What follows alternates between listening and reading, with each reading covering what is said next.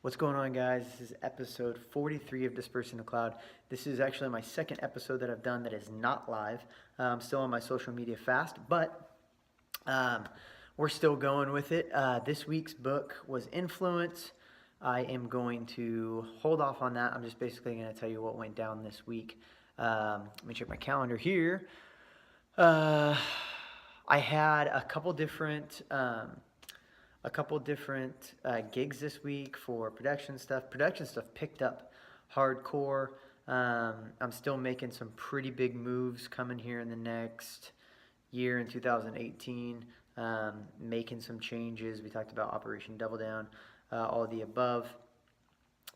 This week's process, switching gears, has been really, really difficult. Switching gears for me.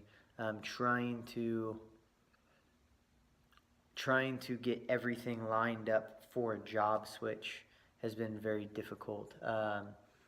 Currently, I have this theory. I got a mentor who says, and I think I've mentioned this before. I have a mentor who says, get the car moving, and once the car is moving, God will steer. So I put a lot of things in motion, and he has really been steering the car since I put those things in motion. So I'm really jazzed about that. As things progress, as things get a little closer and a little more real, I'll tell you guys the grand scope of things as things start to materialize a little more solidly than they are now. Not that this is live. You're not going to see this for another probably 2 or 3 months. But still, I'm holding off on saying too much too soon. So, and this stuff's been in the works for at least a month. So now, holding off this long has been difficult. But I want to make sure everything is solidified. And in 3 months, when I do come back on the scene, it's going to be the most epic episode ever because so much will have changed. It's going to be great. Anyway, so this week we talked about what I did. I want to talk about, let me click this bad boy. Let's jump over to the book Influence. And I apologize, I do not have the author's name here. I think I mentioned it in last week's video, so you can go check that out. And I don't even have my notes on me to pull it up. Apologize. Influence. Go look it up. Google it. I'm sure there's probably only 1 or 2 books. It's about how... it's a marketing book.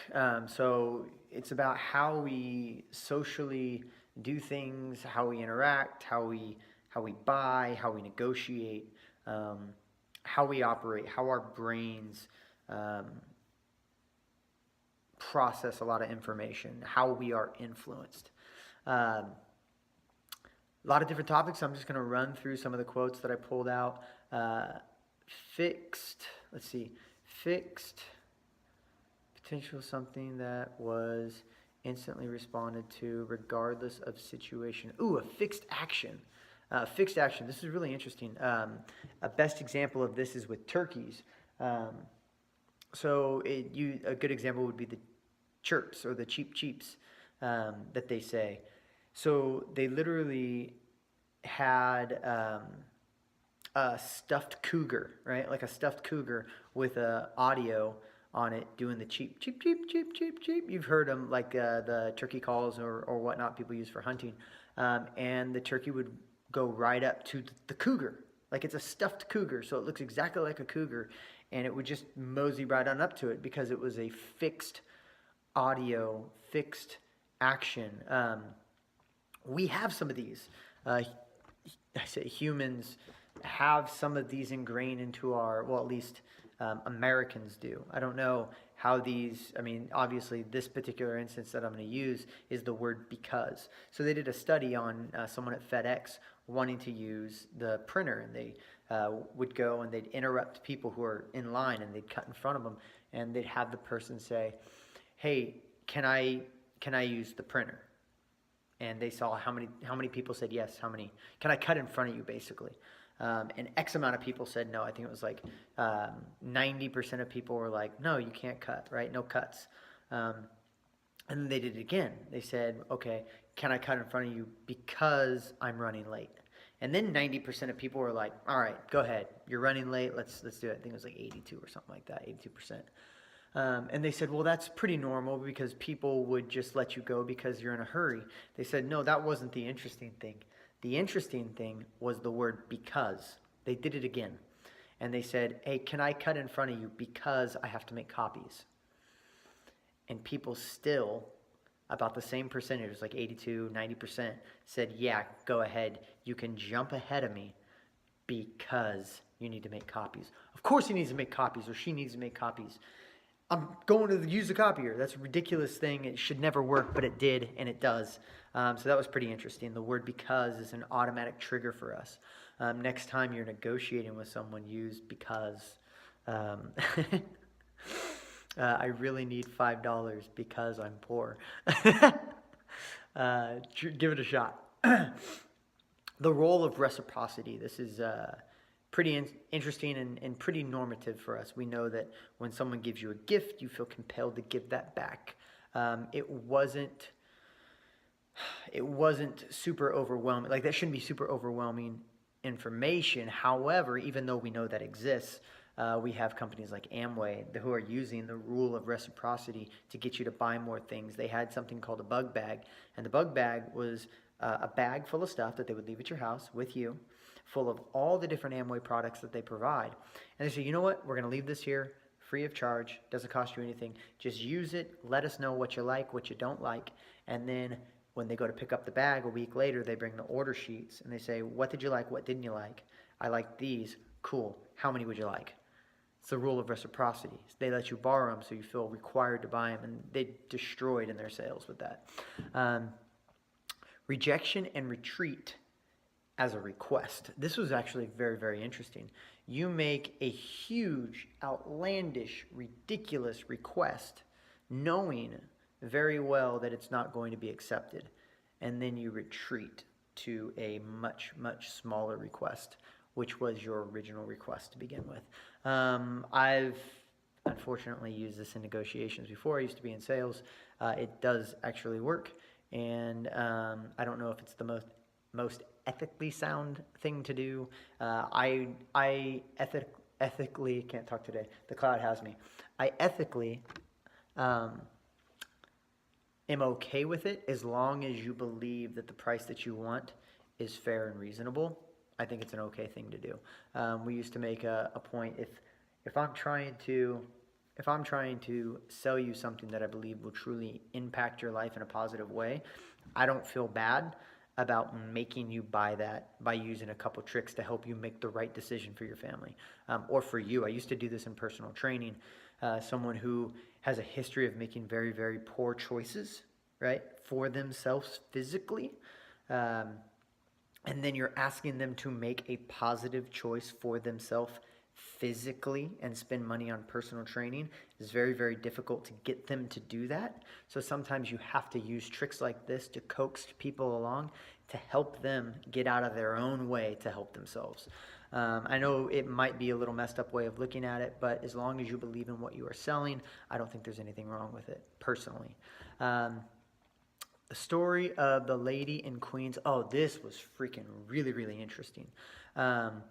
And so this was brought up. This story has been in a couple different books. I don't know if you guys have heard my breakdown of why you should read so many books in a year. It's because you hear a concept and you hear an idea 4 times before it really, really sticks. And if you're only reading, and each idea isn't going to be in every book. So let's say you read like 10 books, that might have like 2 of those books might have the same idea in them, right? So you're not going to make that connection for another. Crap.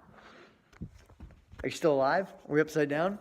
Nice. So you're not going to make that connection for another 2 books, right? So that's 4 books that you need to have. This story, I think the first one that I heard this story in was in Malcolm Gladwell's Blink. No, it wasn't Blink. Again, I haven't heard it 4 times, so it hasn't stuck with me yet. I think this is only the second time that I've heard this story. It's the story of the lady in Queens who was stabbed to death for 30 minutes, and nobody called the police. Super, super interesting story for a couple different reasons. One, let's see if I can get this to stay back here. one, why did no one call the police, right? And what does that say about like society as a whole? Like, we're not calling the police when someone's getting stabbed to death. Here we go. I'll fix this sucker right now. And two, it's very, very interesting because it was such a long period of time. 30 minutes. That's a long time to be stabbed to death. And reportedly, the lady was screaming out for help and no one helped her for those 30 minutes.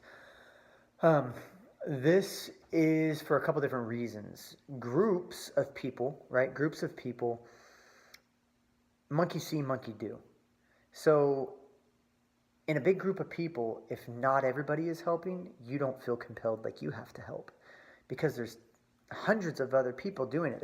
They actually use this as an example in mass suicides as well. Cult leaders who got people to do mass suicides really only just... And that is the downside to not doing live videos. People can call you and the video shuts off. Awesome. So people were doing mass suicides. I'm stressed out now because now I have to do one more thing, which is put this into freaking iMovie and splice it together. It only takes like 10, 15 minutes, but it's a pain in the freaking rear. So anyway, cult leaders were doing this. They only needed one or two people to take part in the suicide, and then everybody would kind of follow as like, oh, it's normal. Like, let's do this. And then the other thing that kind of played into this lady being stabbed over and over again is there's so many people who witnessed it, you just figured somebody else probably called the cops. This actually happened to me and my brother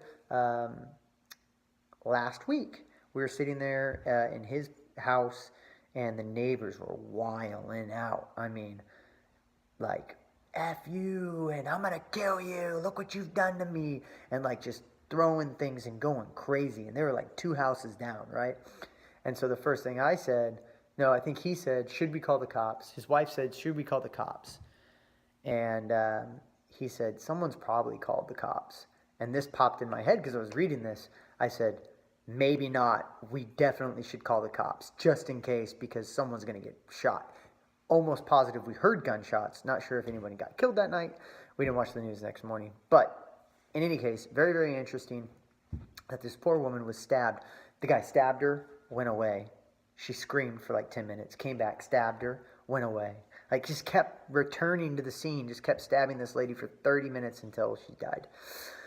Horrible story, but very, very interesting. Second time I've heard it. I'm excited to hear it a couple more times, told a couple different ways, so I can really connect all those dots and really understand that situation as a whole and connect all those.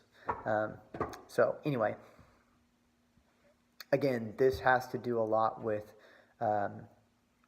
suicides too. Unfortunately, I've experienced some friends committing suicide, and I've had some experience with that myself as far as like going through some rough times and considering those things. And it's very, very interesting. They say, statistically speaking, when we see someone commit suicide who is of our own age, it creates normalcy for it, and it creates a monkey see, monkey do subconscious social norm for us, and it makes us more susceptible to actually doing it ourselves. The interesting part of this was when someone of an older age commits suicide and it's highly publicized, people of older ages' car accidents and plane crashes go up. How does that make any sense whatsoever? And it works the other way. Someone of a younger age, fatalities in younger people go up. The reason that is, they explain it like this. Your subconscious creates a normalcy around it because it's been highly publicized, and you're saying, he's like me, she's like me, they did it. Like, maybe it's not so weird, right? Maybe it's a little normal. So your subconscious is thinking that, and you're about to get in an accident. Millisecond, you swerve, your car's out of control, you're heading right towards a tree, and in the millisecond that you have to choose to swerve again out of the tree, you choose not to. In a subconscious level, and that's why fatalities go up. Creepy, creepy, creepy, creepy stuff. But they say that this like transcends across all social norms. If there's a prize fight and there is an African American and a white guy fighting each other in the prize fight, right? And McGregor and Mayweather, right? After a fight like that, the loser experiences loss in the same racial and sexual dynamics, and the winner experiences wins in the same sexual and racial dynamics. So afterwards, if this theory is true, they would have seen statistical rises in violent crime in white males after McGregor lost. I don't know why this stuff works, but it's at a very subconscious level. Very, very interesting. Again, the book is called Influence.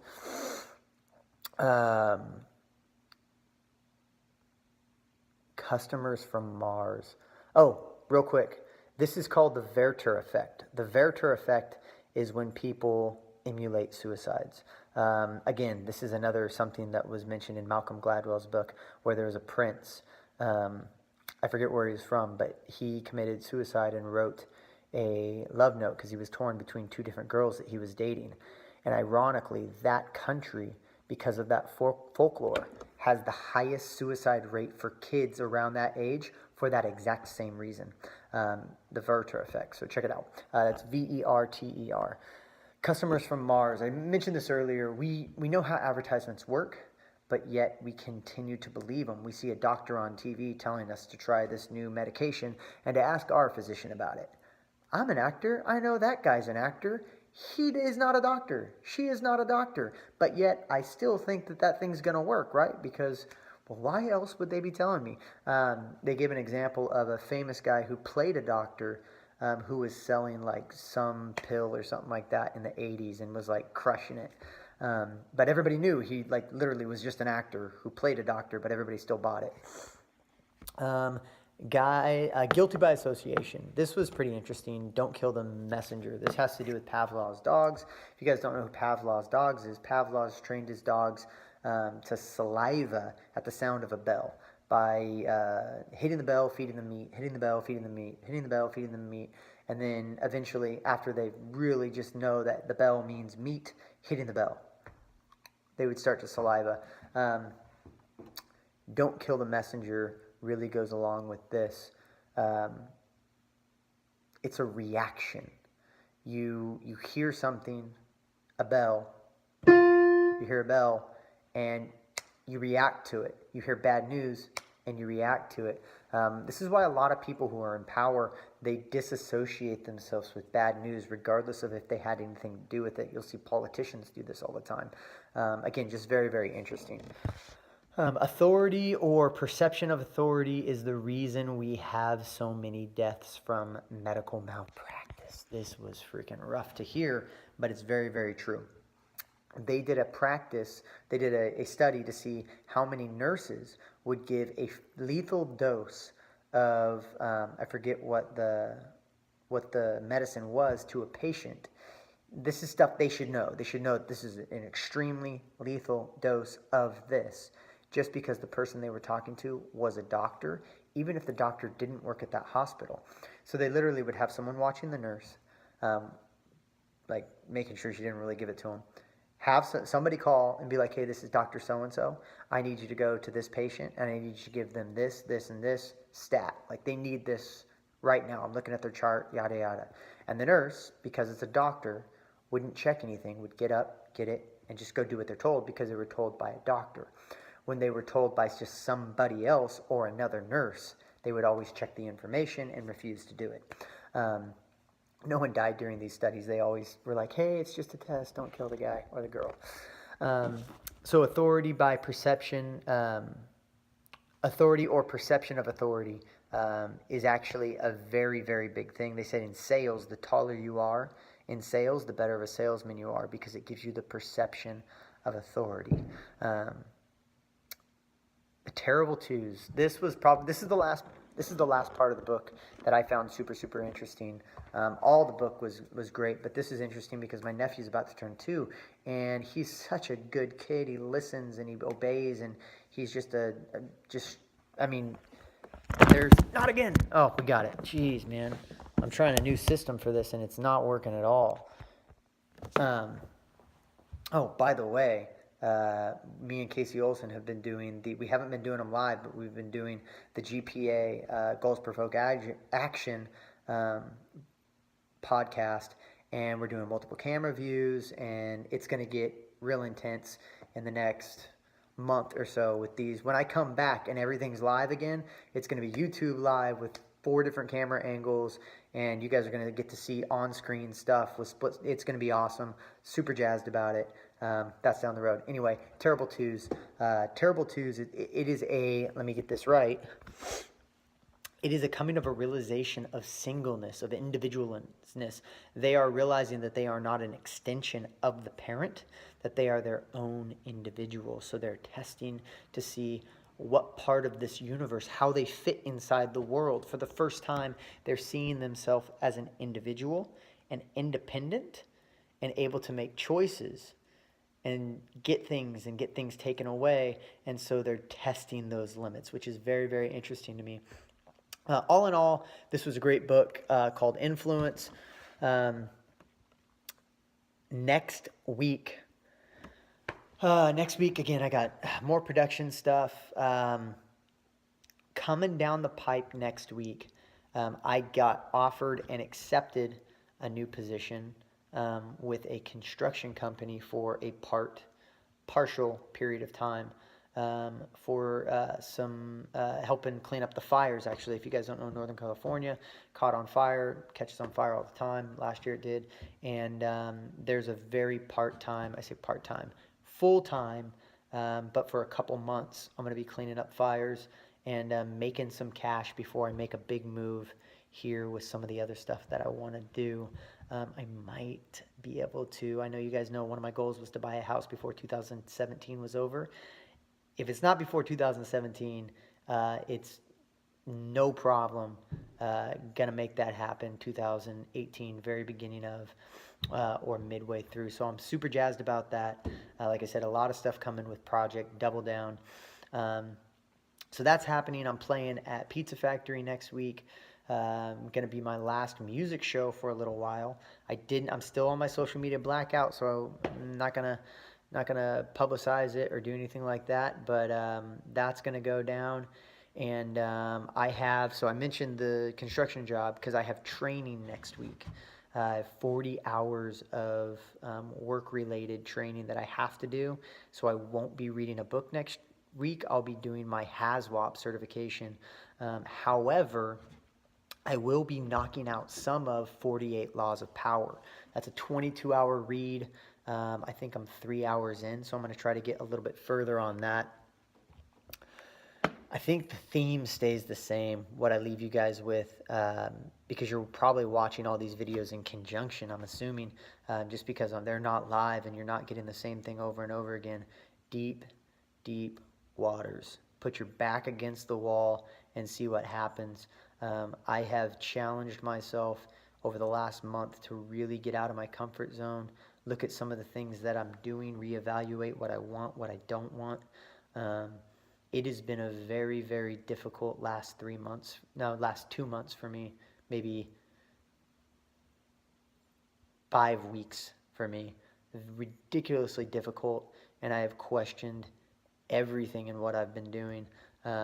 And I've had friends and family question everything that I do and everything that I'm doing.